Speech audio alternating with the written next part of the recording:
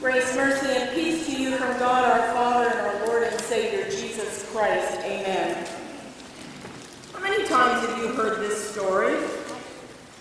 This is one of those stories I can remember from my childhood. I can even picture in my mind the teaching picture that the Sunday school teacher would hold up while she told the story. And I don't know why I can picture that one, particular one. Probably because at a very young age I was aware of the lack of females as the center of the Jesus story. It was always about guys. So it was always good to hear a story that included a woman. While it's a good thing for us to remember the stories from our childhood, we have to admit that we are no longer children, at least most of us are not. And the story of Jesus may in fact go a little bit deeper than what we heard back then. Because Jesus is challenging us to think about our discipleship. First, we have to get to the backstory of the story. See, we know where this is taking place. Because just the day before, Jesus has gone into the temple and cleansed it. Jesus is upset with those who have an exorbitant exchange rate on the money for sacrifice. The temple staff is gouging the poor folk who just want to make a sacrifice at the temple so their sins are forgiven. They don't want to have to line the pockets of the official temple sellers. So it's the next day after that Jesus and his disciples go back to the temple. And they have many exchanges with the Sadducees, the Pharisees, and the scribes. Mostly they're trying to trap him into getting him to say something, though, so they can arrest him. And as all this exchange goes on, a large crowd starts to gather and starts to listen in on Jesus' conversation. Then he turns to them and teaches them. And that's where our reading starts today. He's teaching the crowd. And this is the last public teaching Jesus makes before he's crucified. And what is the last thing he's teaching the crowd? The people should beware of the scribes. These scribes were educated people. They were the ones who could read and write up official documents like wills and divorce decrees and such. It was not an officially paid position. They had become attached to the temple and the religious leaders of the day, but there was no provision in the law for them to get paid and earn a livelihood from this. They could be doing what we would call today as contract work. That's good work if you can get it. The problem Jesus points out is that some of them like to do things for show. They like to make themselves look a little more devoted to God than they really are. They remind me of many modern politicians who during election time wanting to court a particular group of people for their votes, like Christians, make sure they get their picture taken as they come out of church. And they make speeches saying that we all have the same common goals in mind. And then after the election, they never go back to church. And they never ask those leaders for any guidance. So Jesus is reminding us that looks can be deceiving. These religious people may look like they're doing God's work, but according to the psalmist, only God looks into the heart. But then we have to ask ourselves, do we do the same thing? Do we go to church to worship God and praise God and thank God, or do we go to church because we have to? You know, we have to take something to someone. We have to see someone and discuss something with someone. Or we have to be seen by everyone else so that others will think we are important. Jesus is questioning the motivations of religious people. Why do we do what we do? Jesus is calling people to examine themselves. And one thing that jumps out to me in this whole thing about the scribes is the fact that they devour widows' houses. And I thought, probably for the first time in my life, what in the world does that mean? Maybe when we ought to think about widows at the time, or as my Sunday school teacher used to call it, the Bible times. Widows had really no place in society, and nothing much changed between the Old Testament and the New Testament. And in fact, some places of the world today, things still go on the same way. In Judaism, a widow, had no inheritance rights. She couldn't inherit anything. Women couldn't own property because men didn't think they could handle it. And death before old age was considered to be due to sin. And if a man died, it was her fault. So she's got a double whammy. Didn't make sense, but I didn't say it had to make sense. It's just the way it was. So when a husband died, all the property he owned would go to his closest male relative. And the widow was stuck, usually with underage children in tow. And if the male relative wanted to sell the house out from underneath her, he could do that. If he was kind, he could take her into his house as a second wife, but then that would create a whole new set of problems. I don't care what the TV show says, it creates a new set of problems. Even though laws were created in the Old Testament to protect widows and orphans, you and I both know that if we really want to get around one of the laws in the Bible, we can do it. So the scribes would be writing a trusteeship for the widow. She couldn't own the property, but if she had a young son, the trusteeship would hold the property for him until he was of age. So the scribe would write up the contract, you're agreeing to this, and the widow would make an X on it because she can't write. And the scribe runs the show, and in the process, they get a percentage of all her assets. A percentage the scribe is already predetermined. So what Jesus is really showing us is that they do not love their neighbors as themselves, nor are they following God's instructions for the care of such people. And believe me, the Old Testament is littered with God saying, you have to take care of the poor and unfortunate. In fact, in Malachi, God even throws in a good judgment, in case you need a judgment.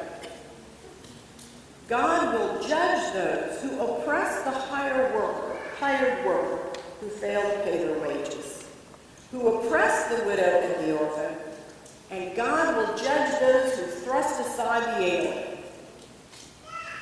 An alien, by the way, are people from a different country who try to come into your country because they're fleeing poor conditions or famine. The living God, our living God, seems to have a real soft spot for people who are outcasts, no matter what we may think of them. And as I read this from Malachi, I thought, holy cow, it sounds like the caravan of Mexico. There are widows and orphans in that group. How are we as Christians going to deal with this? Are we going to be like scribes? Or are we going to be like Jesus? And what was it Jesus said about those scribes? They will receive the greater condemnation. No one ever said discipleship was going to be easy. But now it's going to be a little bit tougher. Jesus takes a break in his teaching the crowds and arguing with the religious leaders. He sat down. And he didn't sit down just any old place. He sat down across from the treasury box. He was watching the crowd make their offering. And you have to understand that when you went to the temple, there wasn't a specific worship service that included a time for you to give your offering to God. Whenever you would go to the temple in order to worship, you would take your offering and put it in the treasury box. So this is what's happening. And what's really interesting is in the original Greek, Jesus says he is watching how the people are putting their money into the box. And I thought, well, that's a little unnerving. How does Jesus watch us put our offering in the offering plate every Sunday? I mean, we say God is present. Jesus is God. Jesus is watching us put that money in the offering plate. What kind of givers are we? Are we cheerful givers? Are we obligatory givers? Do we give grudgingly? Do we wish we could give more? Do we wish God didn't require so much? What does Jesus see from us? Jesus saw many rich people put money into the box, and one poor woman put in 2 copper pennies. Teaching moment. Jesus calls his disciples over to teach them. Now this is when Jesus says this. We need to understand when Jesus says he calls his disciples, he's calling his disciples. That includes us. What is it Jesus is trying to point to? Now remember, Jesus is concerned not with just doing things that look religious, but what your motivation is. No matter what the ads will tell you, image really isn't everything with Jesus. The rich put in money out of their abundance. In other words, they gave their leftovers to God. They don't give off the top. They don't give to God first.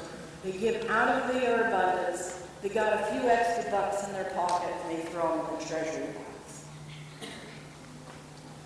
The widow had 2 coins. All she had. She sacrificed her 2 coins. Veterans know that kind of sacrifice. The widow gave all she had. Now think, if you had 2 5s in your pocket, and that's all the money you had in the world, would you give it to God?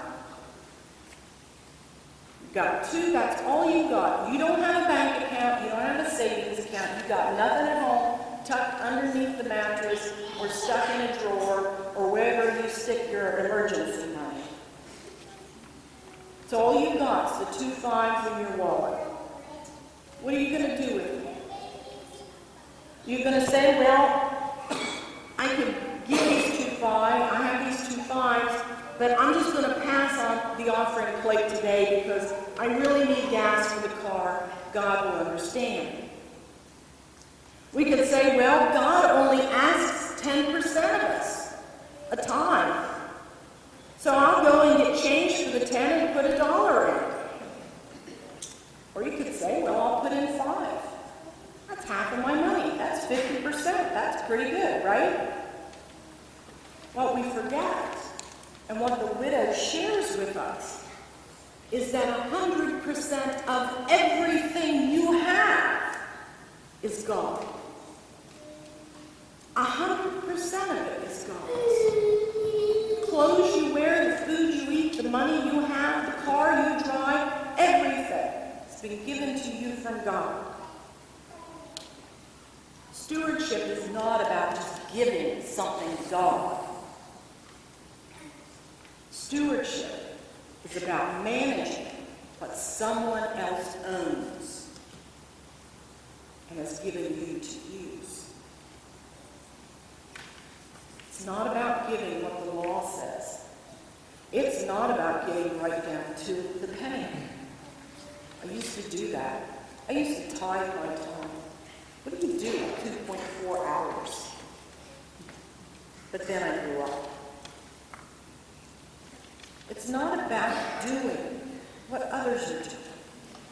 It's about taking care of and managing what God's first given you. And this widow gave with no restriction. She gave with abandon. Did she have to give both coins? Well, maybe she did, because some scholars say that it may have been a requirement by the religious authorities of the temple. She may have been paying her share of the temple tax, which everyone had to pay, including Jesus. But how did she give? That's what Jesus is looking at. How did she give? Did she give all she had with a scowl and an anger? Did she give with a smile and a heart of thanksgiving to God that she had what she had? We'll never know, but she forces us to look at how we give and where our hearts are in our giving. She also forces Jesus to look at what lies ahead of him. Jesus notes she gave all she had. And then what we don't read in today's lesson is that he left the temple. He would never return to the temple. In 3 days he would celebrate the Lord's Supper with the disciples, be crucified and buried. He gave it all. How did he do that? Did he give his all with a scowl and an anger, or did he give it with a smile and a heart of thanksgiving to be able to do the will of God? Jesus died on the cross. And as we often say in the Eucharistic prayer during communion, on a cross with his arms open for all. Jesus died for the scribes, for the crowds, for the disciples, for the rich, for the poor, for the widow, the aliens, and for us. He gave all he had.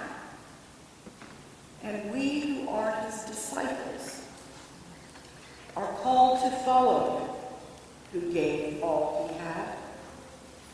How shall we do that? Shall we give with a scowl and an anger? Shall we give with a smile and a heart full of thanksgiving? For a God who has given us everything first, God sees into our hearts and asks us to trust him day in and day out, because that's what disciples do. Amen.